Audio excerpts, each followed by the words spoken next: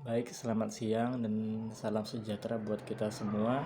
Perkenalkan, nama saya Stefan Otniel dari kelas B Manajemen. Dan pada saat ini saya akan menjelaskan materi manajemen keuangan, yaitu tentang obligasi dan valuasinya. Pengertian obligasi merupakan suatu surat pengakuan atau surat pernyataan utang yang diterbitkan oleh sebuah perusahaan atau juga pemerintah sebagai pihak yang berhutang, yang kemudian diserahkan kepada pemegang obligasi, serta juga diikuti dengan adanya janji untuk membayar pokok utang beserta kupon bunganya pada tanggal jatuh tempo pembayaran. Nah, pendapat lain juga mengatakan bahwa arti obligasi ini merupakan sebuah jenis surat berharga atau juga sertifikat tanda pengakuan utang yang diterbitkan oleh sebuah perusahaan atau juga pemerintah yang kepada pemberi pinjaman atau investor. Maksudnya, penerbit obligasi ini merupakan pihak yang berutang, sedangkan pemegang obligasi sendiri adalah pihak yang berpiutang. Pada umumnya, obligasi ini dikeluarkan oleh perusahaan-perusahaan yang membutuhkan pinjaman modal dari pihak eksternal. Pinjaman tersebut mempunyai jangka waktu tertentu, mulai dari 5 tahun sampai pada 30 tahun.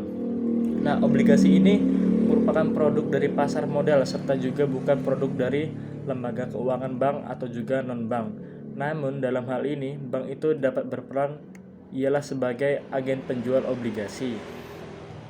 Selanjutnya yaitu karakteristik obligasi.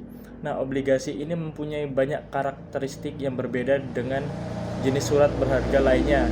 Di bawah ini merupakan karakteristik obligasi diantaranya sebagai berikut.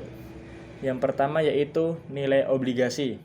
Nah, pihak yang menerbitkan obligasi itu harus menjelaskan besar dana yang dibutuhkan. Hal itu dikenal dengan istilah jumlah emisi obligasi. Adapun penentuan besar jumlah obligasi yang diterbitkan tersebut ditentukan oleh aliran arus kas, besaran kebutuhan, serta juga kinerja bisnis. Yang kedua yaitu jangka waktu obligasi. Jatuh tempo atau maturity obligasi mulai dari 1 tahun sampai pada 10 tahun. Namun, biasanya masa jatuh tempo obligasi tersebut adalah selama 5 tahun. Pada umumnya, investor lebih menyukai obligasi jangka pendek sebab hal tersebut dianggap memiliki resiko yang cukup kecil. Yang ketiga yaitu prinsipal dan coupon rate. Nah, merupakan suatu besaran uang yang harus dibayarkan oleh penerbit obligasi kepada pemegang obligasi di masa jatuh tempo.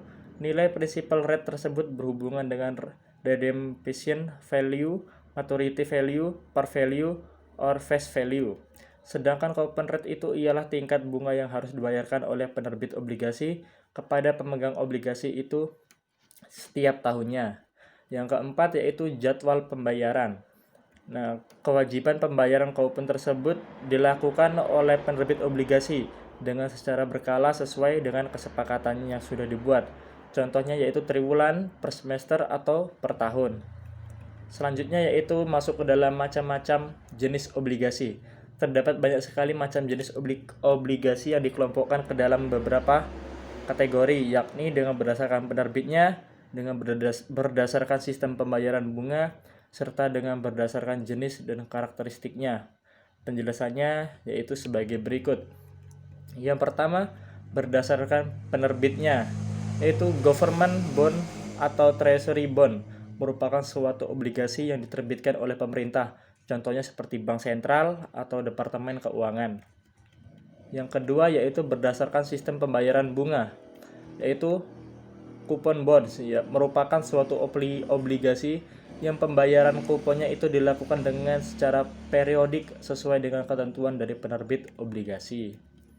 Selanjutnya yaitu yang ketiga berdasarkan jenis dan karakteristiknya, yaitu callable bond, merupakan suatu obligasi yang hanya bisa atau dapat ditarik pada saat jatuh tempo saja. Yang terakhir yaitu masuk ke dalam kelebihan dan kekurangan obligasi. Sama seperti halnya surat berharga lainnya, obligasi tersebut mempunyai kelebihan serta kekurangan tersendiri. Di bawah ini saya akan menjelaskan kelebihan dari obligasi terlebih dahulu. Kelebihan obligasi yang pertama, pemegang obligasi itu mendapatkan bunga atau kupon obligasi yang umumnya mempunyai bunga lebih tinggi dari bunga deposito bank. Jenis kupon itu ialah kupon tetap serta juga kupon mengambang. Yang kedua kelebihannya yaitu surat berharga berbentuk obligasi itu mudah untuk diperdagangkan di pasar sekunder sesuai dengan mekanisme bursa efek Indonesia atau B ataupun juga di luar B. Pemegang yang selanjutnya itu kelebihan yang ketiga, pemegang obligasi juga mendapatkan keuntungan dari capital gain, yakni selisih harga obligasi pada saat obligasi tersebut diperdagangkan. Selanjutnya yaitu kekurangan obligasi. Pada obligasi tertentu, terdapat suatu resiko gagal bayar dari penerbit obligasi, sehingga hal itu membuat investor tidak mendapatkan untung atau juga tidak dapat kehilangan investasinya. Resiko tersebut tidak terdapat pada obligasi negara yang terlindung oleh undang-undang. Kekurangan yang kedua yaitu obligasi ini mudah terpengaruh terhadap perubahan ekonomi, suku bunga, serta juga situasi politik yang tidak menentu. Kekurangan yang tiga atau yang terakhir, pihak investor juga akan mengalami kerugian pada saat menjual obligasi di pasar sekunder sebelum jatuh tempo sebab harga jualnya itu lebih rendah daripada harga beli. Nah, itulah penjelasan tentang pengertian obligasi, mulai dari karakteristiknya, jenis dan manfaatnya tadi yang sudah saya sampaikan. Semoga ini bisa bermanfaat untuk kita semua. Saya akhiri, terima kasih.